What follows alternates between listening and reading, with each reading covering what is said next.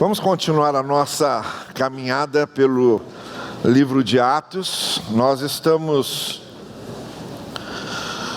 lendo Atos pela manhã e a primeira carta de João à noite. E Atos, muito especialmente, nós estamos lendo nos cultos da manhã, em função até do fato da nossa igreja estar nesse ano comemorando os seus 80 anos, e no sentido de ajustarmos a nossa autoidentidade como igreja local da Igreja Batista de Barão do Taquara, essa congregação específica na obra do Senhor, no contexto e à luz dos ensinos e dos princípios do livro de Atos, que é o livro que eu tenho dito aqui e repetido. Começou a ser escrito, mas ainda não terminou de ser escrito. A igreja do Senhor Jesus continua escrevendo as páginas desse livro agora, naquilo que está fazendo ao longo desses 2000 anos de testemunho e de cumprimento da missão. Hoje eu gostaria de falar sobre a visão que a igreja deve ter e me fundamentar no capítulo 10 do livro de Atos. Eu vou ler o texto todo, a narrativa toda com vocês, capítulo inteiro, de Atos capítulo 10. Eu considero um dos capítulos mais importantes de Atos, e daqui a pouco eu vou explicar por quê. Então acompanhe, por favor, aí na sua Bíblia, ou aqui no telão, onde o texto também está sendo exposto.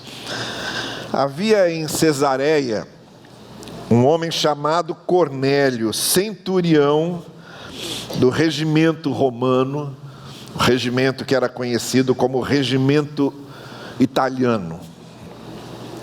Ele e toda a sua família eram piedosos e tementes a Deus.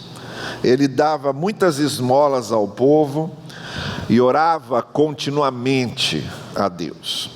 Certo dia, por volta das 3 da tarde, ele teve uma visão. Viu claramente um anjo de Deus que se aproximava dele e dizia: Cornélio. Atemorizado, Cornélio olhou para ele e perguntou: o que é, Senhor? O anjo respondeu: suas orações e esmolas subiram como oferta memorial diante de Deus. Agora, mande alguns homens a Jope para trazerem um certo Simão, também conhecido como Pedro, que está hospedado na casa de um outro Simão, seu xará, que era curtidor de couro, que fica perto do mar. Depois que o anjo que lhe falou se foi, o Cornélio chamou 2 dos seus servos e um soldado piedoso dentre os seus auxiliares, e contando-lhes tudo o que tinha acontecido, enviou-os a Jope. No dia seguinte, por volta do meio-dia, enquanto eles viajavam e se aproximavam da cidade, Pedro, lá na casa de Simão, lá por seu lado, subiu ao terraço para orar. Tendo fome, queria comer, e enquanto a refeição estava sendo preparada, caiu em êxtase e viu o céu aberto e algo semelhante a um grande lençol que descia à terra, preso pelas 4 pontas, contendo toda espécie de quadrúpedes, bem como de répteis da terra e aves do céu. Então uma voz lhe disse: levante-se, Pedro, mate e coma. Mas Pedro respondeu: de modo nenhum, Senhor, jamais comi algo impuro ou imundo. A voz lhe falou segunda vez: não chame impuro ao que Deus já purificou. Isso aconteceu 3 vezes, e em seguida o lençol foi recolhido ao céu. Enquanto Pedro estava refletindo no significado da visão, Os homens enviados por Cornélio descobriram onde era a casa de Simão e chegaram à porta. Chamando, perguntaram se ali estava hospedado Simão, conhecido como Pedro. Enquanto Pedro ainda estava pensando na visão que tivera, o Espírito lhe disse: Simão, 3 homens estão procurando por você, levante-se e desça. Não hesite em ir com eles, pois eu os enviei. Pedro desceu e disse aos homens: eu sou quem vocês estão procurando. Por que motivo vieram? Os homens responderam: viemos da parte do centurião Cornélio. Ele é um homem justo e temente a Deus, respeitado por todo o povo judeu.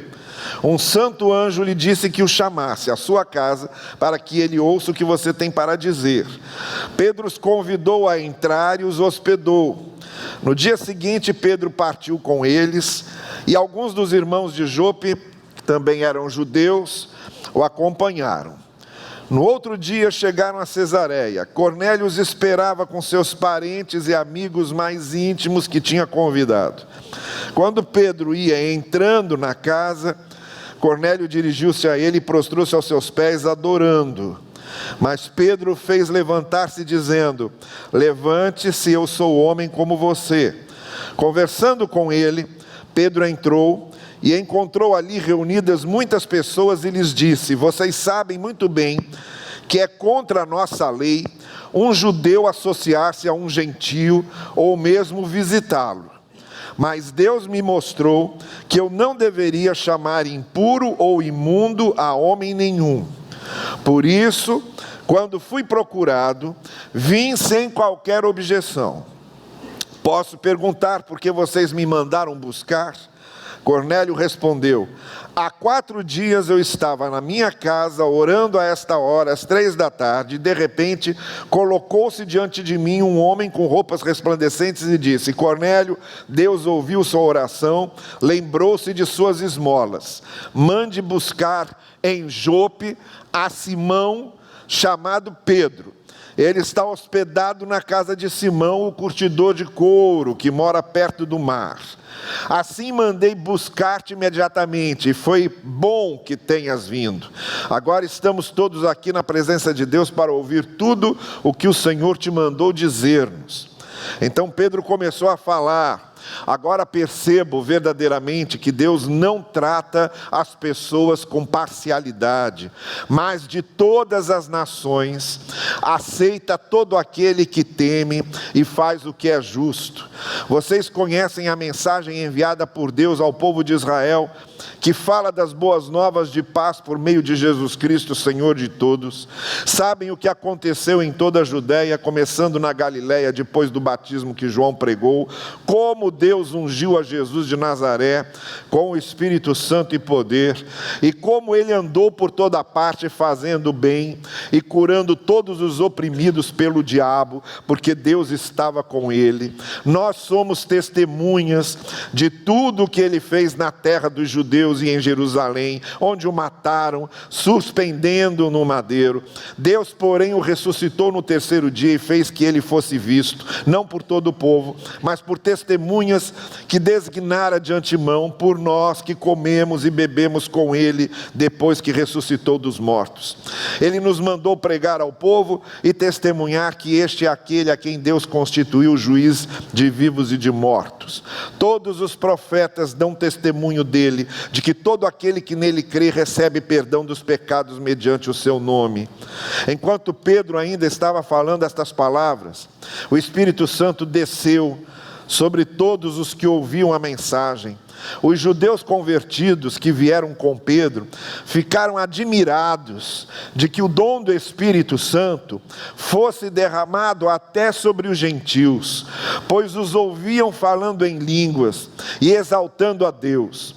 A seguir, Pedro disse: pode alguém negar a água, impedindo que estes sejam batizados? Eles receberam o Espírito Santo como nós. Então ordenou que fossem batizados em nome de Jesus Cristo. Depois pediram a Pedro que ficasse com eles alguns dias. Que Deus possa abençoar assim a leitura da sua palavra. O texto é longo, mas a mensagem não será proporcionalmente tão longa quanto o texto.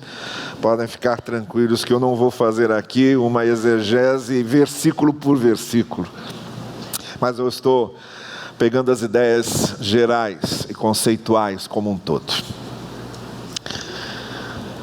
Se eu fosse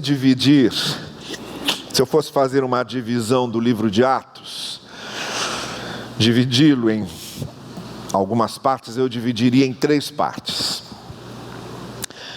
Até o capítulo 8, a primeira parte do Evangelho só lá em Jerusalém, sendo pregado aos judeus, e ali no miolinho de Jerusalém, as coisas acontecendo na gema de onde nasceu o cristianismo.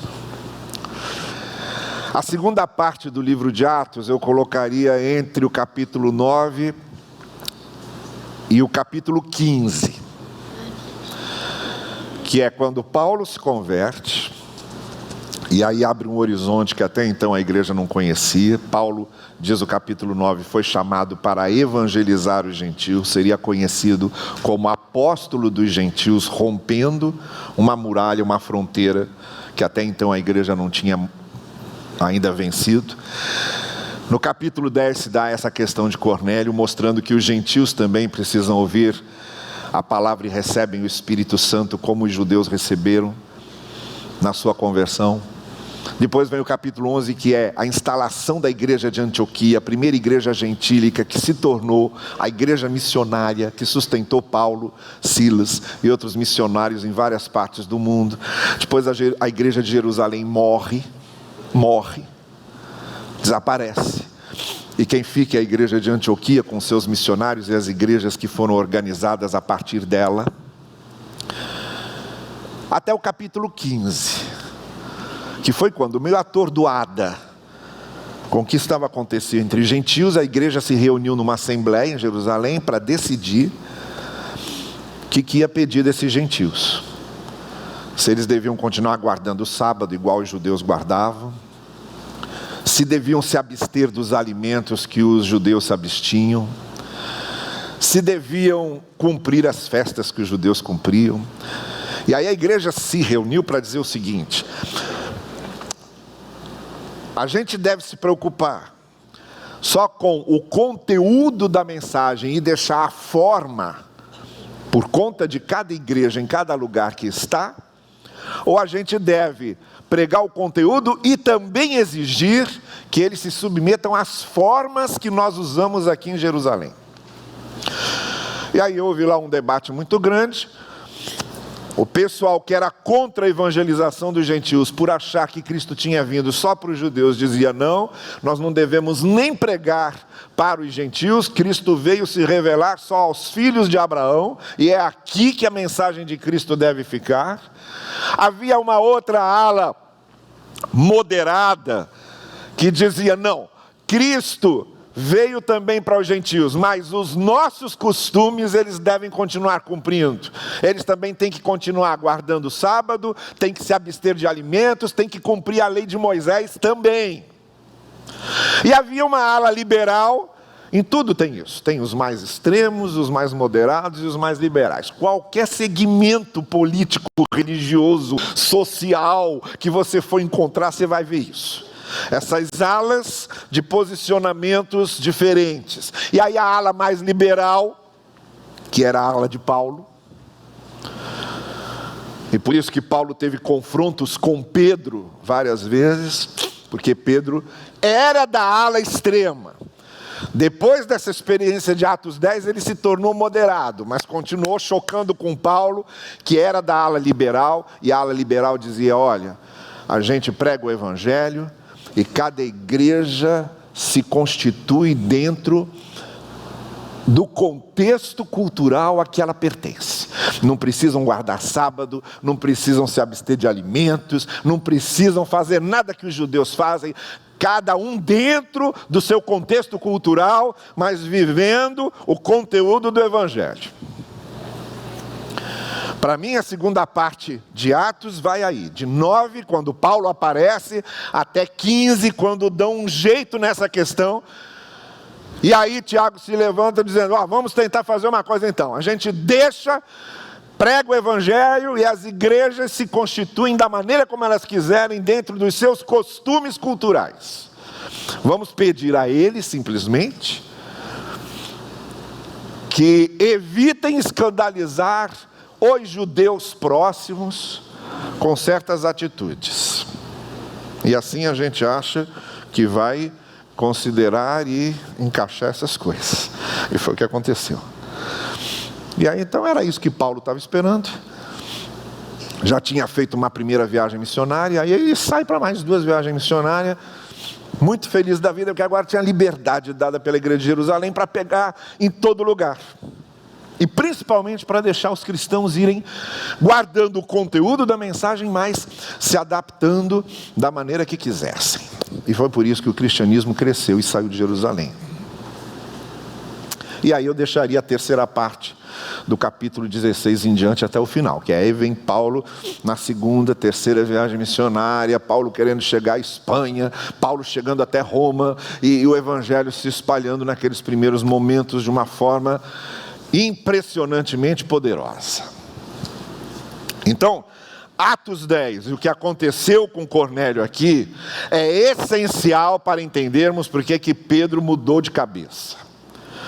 Porque que Pedro passou da ala extrema de um conservadorismo inflexível na sua visão do evangelho, e aí muda de visão e passa a considerar os gentios como parte do plano de Deus também. Não se tornou liberal igual Paulo, não chegou a tanto. Na carta aos Gálatas, Paulo conta que teve um grande bate-boca com Pedro. Foi uma discussão feia mesmo. Paulo diz o seguinte: olha, eu cheguei, Pedro estava comendo com os gentios e conversando com os gentios. Aí chegou o grupo de judeus, Pedro saiu da mesa dos gentios, foi para a mesa dos judeus e fez que nem conhecia aqueles gentios. Quando eu vi isso, diz Paulo em Gálatas, eu não me contive. Eu tive que chamar Pedro de lado e tive com ele, aí a tradução literal diz assim, uma não pequena contenda, que significa um bate-boca considerável, não é? Então, Pedro não chegou a ficar tão liberal como Paulo nessa questão, mas melhorou bastante na sua visão de abrangência do evangelho, a partir desse acontecimento com Cornélio. Quem esteve comigo em 2014, na nossa viagem pela Terra Santa, lembra-se que nós paramos em Jope, exatamente na frente da casa que é atribuída a Simão Curtidor, que Jope é uma cidade portuária, havia um porto muito importante na época do Antigo Testamento e também na época do Novo Testamento, pertinho ali do mar. E depois a gente foi para Cesareia Marítima. Você tem 2 Cesareias no Novo Testamento, a Cesareia de Filipos, que foi onde Jesus perguntou aos discípulos que falam a respeito de mim. Isso já é no norte, já quase na fronteira com a Síria. Mas a gente estava em Cesareia Marítima, que é essa Cesareia em que Cornélio morava, que também ficava perto do mar. Daí porque chamada de Cesareia Marítima, não é? Gostaram da aula de geografia? É isso. Na casa de Jope, em frente à casa de Simão Curtidor, eu fiz ali uma reflexão com o pessoal, lembrando de uma coincidência muito significativa ali. Porque naquela casa de Jope, na casa de Simão, curtidor de couro, onde Pedro tinha chegado no dia anterior, tinha ressuscitado Tábata, e já tinha causado ali um alvoroço na cidade, e aí ele resolveu passar a noite na casa de Simão Curtidor. Aquela casa de Jope Para quem é mais atento na leitura do Antigo Testamento, lembra que Jope é o porto para o qual Jonas foi para pegar um navio, para, em vez de ir para Nínive, viajar para Tarsis. Por quê? Porque ele não queria pregar aos gentios. Lembram disso? Vejam a coincidência, né? Ele foi para Jope fugir, e Deus foi atrás dele, trouxe, aí ele... Mas Jonas tinha o mesmo problema de Pedro, o mesmo preconceito, a mesma visão xenófoba, o mesmo radicalismo. E Jope foi o lugar onde também Pedro começou a mudar de visão, como Jonas foi obrigado a mudar. Por isso esse texto do capítulo 10 é extremamente significativo, porque ele mostra algumas coisas sobre Pedro aqui, representando a igreja, não é? Pedro é o primeiro apóstolo de todas as listas. Pedro foi aquele que confessou quando Jesus perguntou: o que dizem de mim? Foram falando, e aí vocês dizem o quê? E Pedro foi o primeiro que disse: tu és o Cristo, Filho de Deus. Foi a Pedro que Jesus Cristo disse: pois é, por causa disso eu te dou a chave do reino, e mudou o nome de Pedro ali. Agora, Simão, você se chama Pedro, que significa a pedra. Toda essa experiência com Pedro. Então Pedro era uma referência de liderança na igreja primitiva. Então Pedro aqui representa a igreja em si, a igreja como um todo, claro que representa. E o que aconteceu na visão de Pedro, com a visão de Pedro, acontece conosco, como igreja. E é por isso que eu estou querendo ver o que aconteceu ali, para mudar a visão de Pedro, e como nós, igreja, precisamos estar atentos, muito atentos, para que tenhamos também a mesma humildade, muitas vezes, de entender que ventos de Deus podem bater para levar-nos para que lado. Uma primeira coisa que deve ficar muito clara e que está aí exposta nesse texto da visão de Pedro, e que fica muito, muito evidente para Pedro, é que quem conduz os caminhos da igreja é o Espírito de Deus.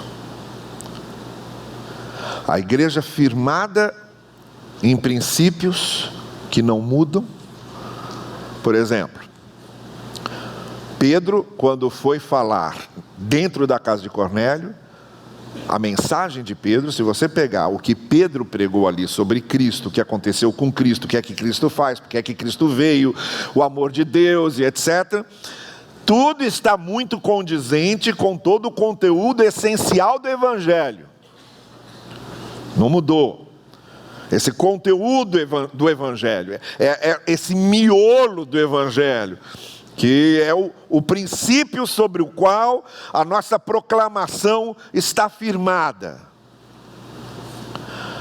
Mas quem moveu ali aquelas pedras foi o Espírito Santo. Foi o Espírito Santo que mostrou para Cornélio que não bastava ele ser bom, dar esmolas, orar todo dia. Ele precisava de algo mais, que Pedro foi anunciar a ele. Foi ele que deu a visão a Pedro, para dizer para Pedro: você vai lá, e convenceu Pedro a entrar na casa de Cornélio, praticamente arrastou Pedro para dentro da casa de Cornélio com aquela visão. Foi o Espírito Santo que conduziu as coisas, como o Espírito Santo conduziu a conversão de Paulo. Quando Paulo estava querendo ir para um lugar, ele chegava e avisava para Paulo que não, que o lugar era outro. Então, uma coisa que a igreja não pode perder a visão nunca, porque o dia que a igreja perde essa visão, ela se torna uma igreja de Jerusalém, e perde as grandes oportunidades que Deus tem para ela realizar a vontade de Deus. A primeira coisa que a igreja não pode perder nunca é a visão de que quem conduz o processo do caminho e da caminhada da igreja é o Espírito Santo de Deus.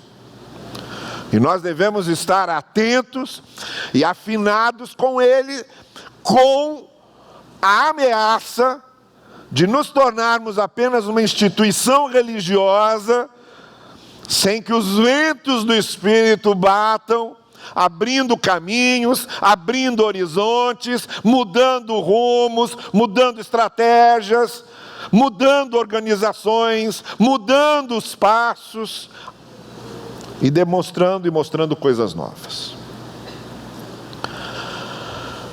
Então nós não estamos trabalhando com uma instituição qualquer. Nós estamos trabalhando com uma instituição que é conduzida pelo Espírito. Ou a gente tem essa visão e alimenta essa visão sempre, orando, firmes na palavra, atentos à condução do Espírito, ou vai acontecer a mesma coisa que aconteceu com a igreja de Jerusalém. Não importa se o cristianismo nasceu lá, ela não está mais lá para contar a história. Acabou. E quem se tornou o grande impulso da evangelização e de missões foram as igrejas fora de Jerusalém. Então, isso é um cuidado que precisamos ter. Sensíveis aos sopros do Espírito. E lembrando sempre que quem conduz os nossos passos, os passos da igreja, quem vai abrir as oportunidades, quem vai mostrar as oportunidades, é esse sopro do Espírito que vai conduzindo a igreja. Uma segunda coisa que a gente percebe nessa visão da igreja ali, na visão de Pedro, que simboliza aí a visão da igreja, é que, a partir do evento Cristo, as coisas do Velho Testamento são interpretadas à luz do Novo. O Novo Testamento, a mensagem de Cristo, a mensagem do Evangelho, é que se torna o foco para interpretar o que está no Antigo. Senão a gente está sujeito a cometer as coisas mais absurdas. Foi isso que Pedro precisou entender.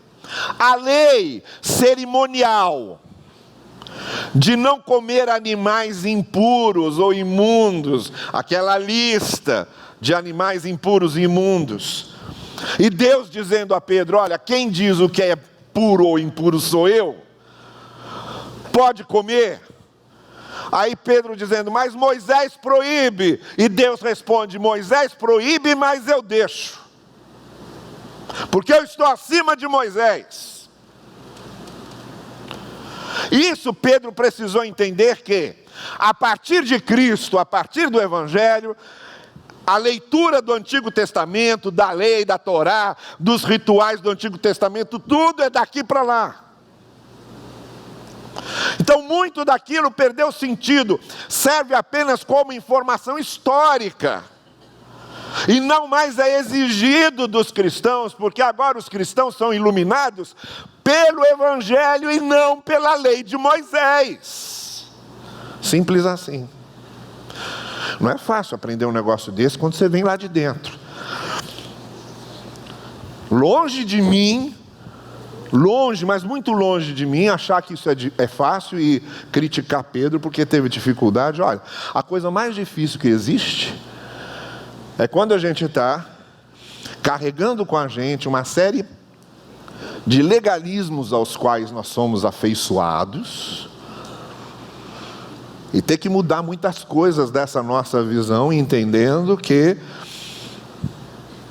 o conteúdo do Evangelho independe delas. Então Pedro teve que entender que quem diz o que é puro, o que é impuro é Deus, acima da lei de Moisés. Em 1525, surgiram os anabatistas, da reforma de Ulrico Zwinglio, na Suíça, em Zurique. Enquanto Lutero fazia a reforma em Wittenberg, na Alemanha. Você esteve lá, a Biel sabe. Encontrou com Lutero lá? Não, ele não estava mais lá. Tá certo. Enquanto Martinho Lutero fazia a reforma em Wittenberg, na Alemanha, Ulrico Zwinglio fazia em Zurique, na Suíça. Dessa reforma de Ulrico Zwinglio na Suíça, em 1525, nascem os anabatistas. Ana Batista não é a esposa de João Batista. Ana Batista foi um movimento que dizia o seguinte: olha, só deve ser batizado quem quer. Então não aceitava o batismo infantil, por isso era rebatizador, ou anabatista, ou batizava de novo. Isso em 1525. Os batistas não vêm deles. Os batistas vêm na Inglaterra. A partir de 1610 é outra história que não é essa. Esses anabatistas, em 1535, um grupo deles entrou numa cidade alemã chamada cidade de Münster. A única cidade ali da região onde luteranos e católicos viviam em paz e harmonizados. Até a chegada desses anabatistas, que fizeram uma confusão lá dentro por causa do seu legalismo, e de quererem aplicar na cidade coisas do Antigo Testamento, e querendo fazer da cidade uma espécie de Nova Jerusalém, estabelecer ali uma espécie de trono davídico, coisas do tipo,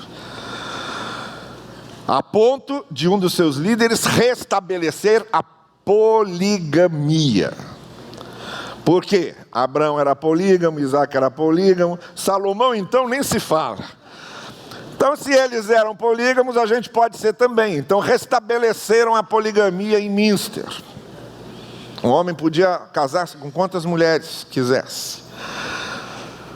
Isso tudo à luz do Antigo Testamento, com textos do Antigo Testamento, com versículos bíblicos do Antigo Testamento, tudo palavra de Deus.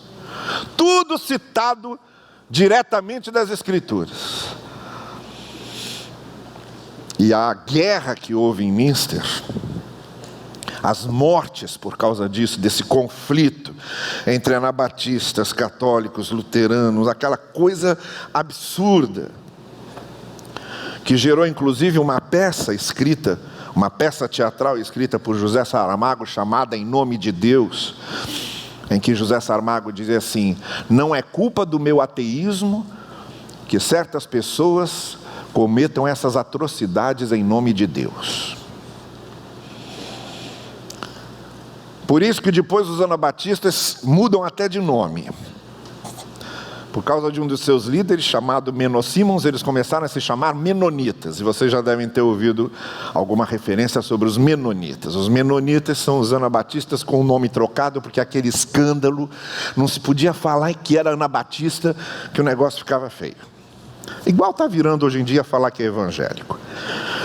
Então, aquela questão de você interpretar o Antigo Testamento sem a luz do Novo, Pedro teve que mudar na cabeça dele. A visão da igreja deve entender que o que dita as normas é o Evangelho. É a essência do Evangelho. Todo o resto, inclusive os rituais mosaicos, ficam em segundo plano quando se trata da essência do Evangelho. Por isso que Jesus Cristo deixou seus apóstolos entrarem no milharal, pegarem milho no sábado, comer milho no sábado e se fartarem, sem o problema da guarda do sábado, que não era um problema essencial para Jesus Cristo. A visão da igreja, além de ser marcada por não esquecer que é o Espírito que nos conduz, deve ser marcada também por nos lembrarmos que a essência do Evangelho é que ilumina o resto. E que o que temos e chamamos de Novo Testamento como o ensino do Evangelho é que vai dar luz para interpretarmos o Antigo. O que do Antigo serve e é aceito à luz do Evangelho ainda vale. O que não serve e que não é aceito à luz do Evangelho, deixou de ser. Está apenas registrado. Isso Pedro teve que aprender a duras penas. A terceira coisa que nós aprendemos com esse texto é que está marcado aí nesse texto, que para mim é belíssimo, para mim é confortador, para mim é estimulante, para mim é motivador, é o seguinte, e é até emocionante quando eu penso nisso. Quando Deus quer demonstrar sua graça, Ele passa por cima de tudo. O desejo de Deus alcançar as pessoas com a sua graça, com a sua misericórdia, com o seu amor. Deus move mundos e fundos. Ele atropela tudo que for preciso atropelar. Por isso que a figura do pai correndo na parábola do filho pródigo é tão importante. O pai correndo para receber o filho que estava voltando. A gente lê aquilo lá, às vezes nem percebe, mas era ridículo. Hoje é ridículo. Hoje é ridículo. Se eu sair correndo daqui para aquela porta, já vai ser ridículo. Vocês já vão ficar olhando, mas o que houve? No mínimo vão achar que há necessidades mais urgentes acontecendo comigo e que eu precisei sair correndo, né? No mínimo. Mas que vai ficar estranho, vai. Hoje em dia a gente tem isso, né? Muito dessa questão da etiqueta. Uma pessoa com etiqueta se conhece na maneira como ela usa os talheres, na maneira como ela se senta à mesa, na maneira como ela anda na rua. Então uma pessoa de etiqueta não faz certas coisas. É mais ou menos o que aconteceu com o pai do filho pródigo. Um homem naquela posição jamais correria na frente dos seus empregados como ele correu. Por isso que Cristo fez questão de enfatizar. E ele saiu correndo. Porque quando se trata de demonstrar a sua graça, Deus tem pressa e passa por cima de tudo. Não tem etiqueta, não tem lei mosaica, não tem costume da Torá, não tem legalismo judaico, não tem instituição eclesiástica. Quando Deus quer alcançar com a sua graça as pessoas, Ele move as coisas. Então foi o que Ele fez. Preparou Cornélio aqui de um lado, preparou Pedro do outro, fez o encontro dos dois. Pedro teve que demover Pedro daquele iceberg judaizante que Pedro estava enraizado. Tudo para demonstrar a sua graça para Cornélio. Salvar aquela família. E revelar Cristo para aquela família. Olha, é extremamente confortador a gente lembrar que se é para o nosso bem, e se é para demonstrar a sua misericórdia de Deus para conosco, Deus vai às últimas consequências. Até a consequência de matar seu próprio filho por nós. Então, na hora que for sair daqui hoje, uma coisa que você não deve esquecer é isso. Deus ama você tanto que Ele nunca vê obstáculos para demonstrar a graça e a misericórdia dEle por você. E a igreja também tem que ter essa visão. Quando se trata da graça de Deus, não importa quem seja, onde esteja, como vive, o que pensa, não importa. A graça de Deus tem que chegar a Ele. Não importa se é um de nós, se é um diferente de nós, não importa, a graça de Deus tem que chegar a Ele. Não importa se concorda conosco, se não concorda conosco, que experiência religiosa ele tem, não importa, a graça de Deus tem que chegar a Ele. Ou a visão da igreja é a visão da graça, de ir às pessoas onde estejam, sejam quem forem, e de abraçá-las com a misericórdia e com a graça de Deus, ou não tem essência do Evangelho nessa igreja. A essência do Evangelho é agir com a mesma graça que atropela o que for preciso atropelar para trazer as pessoas para a graça de Deus. Está muito claro isso em Atos 10. E por fim, a minha última palavra. Além da gente lembrar que a visão da igreja deve lembrar-se de que é o Espírito Santo que tem que conduzir as coisas, além de que a visão da igreja é formada pela certeza de que o Antigo Testamento é interpretado pelo Novo e que o que vale é a essência do Evangelho com seu ensino. Em terceiro lugar, a visão da igreja tem que se lembrar que a graça de Deus está disposta a tudo para alcançar alguém e para trazê-lo. Em último lugar, a visão da igreja deve lembrar-se que, quando a gente se coloca à disposição de Deus, as coisas acontecem. Por isso o segredo não é ser mais ou menos preparado, é estar à disposição. Estar aberto para ser usado por Deus.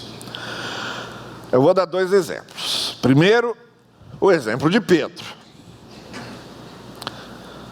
Pedro estava disponível, apesar de todas aquelas encrencas mentais, da sua formação mental que Pedro tinha para lidar com certas coisas, mas mesmo assim era um homem que a gente viu que a partir daquela experiência do reencontro com Cristo, tu me amas, sim, eu te amo. É impressionante como esse número 3 habita na vida de Pedro, porque aqui nesse capítulo 10 de Cornélio, lá da visão que Pedro teve, diz que ele teve 3 vezes a mesma visão, negou Cristo 3 vezes e 3 vezes Cristo teve que perguntar se Pedro o amava. Pedro tem uma encrenca com 3 aí, que é um negócio impressionante.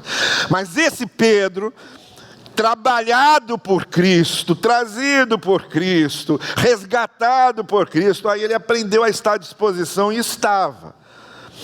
Então ele foi usado, várias vezes foi usado, porque ele estava à disposição. O outro exemplo que eu quero dar é o de Cornélio.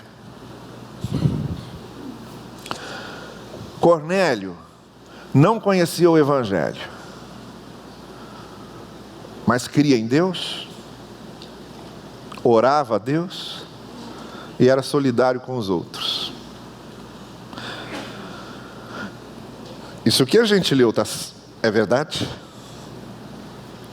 Isso tocou no coração de Deus. O fato dele ser bom com os outros tocou no coração de Deus. Por 2 vezes o texto diz, olha, por causa das suas orações, das suas esmolas, Deus resolveu levar o Evangelho para ele lá, e para ele conhecer o todo, não conhecer só as partes, conhecer o todo. Então, de alguma forma, Cornélio também estava disponível, nem conhecia o Evangelho e estava disponível. Eu não sei quanto a você, eu conheço muita gente que não é evangélica, que não conhece o Evangelho, que é ateu, mas está numa disposição de ser bom, de servir os outros, que por causa desse texto de Cornélio, eu tenho certeza que Deus tem coisas reservadas para essas pessoas, porque simplesmente estão à disposição. Quando a gente está à disposição de Deus, as coisas acontecem. Então, meu irmão e minha irmã, eu quero encerrar dizendo para você que não é o que está acontecendo que deve me motivar. Não é o que está acontecendo na igreja. Não é se tem programação especial na igreja. Não é se eu estou fervilhando de emoção. É se eu estou disponível. É isso que deve conduzir os meus passos. E deve ser a pergunta que eu devo sempre fazer a mim. Eu estou disponível? Porque se eu estou disponível, Deus me usa. Se eu me tranco, só penso nos meus próprios interesses, só penso na minha própria agenda, só penso naquilo que eu próprio quero, só penso nas coisas que a mim só interessam, se eu me fecho dentro disso, não dá, realmente não tem condição. Mas se eu estou disponível, se eu disser para Deus, me mostre o que é que eu preciso fazer, Deus vai mostrar. Nem que seja numa visão como essa que ele deu a Cornélio e que ele deu a Pedro, porque o jeito de Deus trabalha é dele, a gente não se mete. Mas que vai mostrar, ele vai mostrar.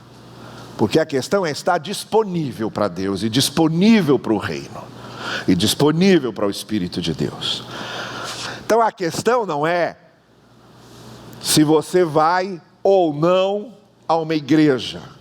A questão é se você está ou não disponível para ser usado por Deus.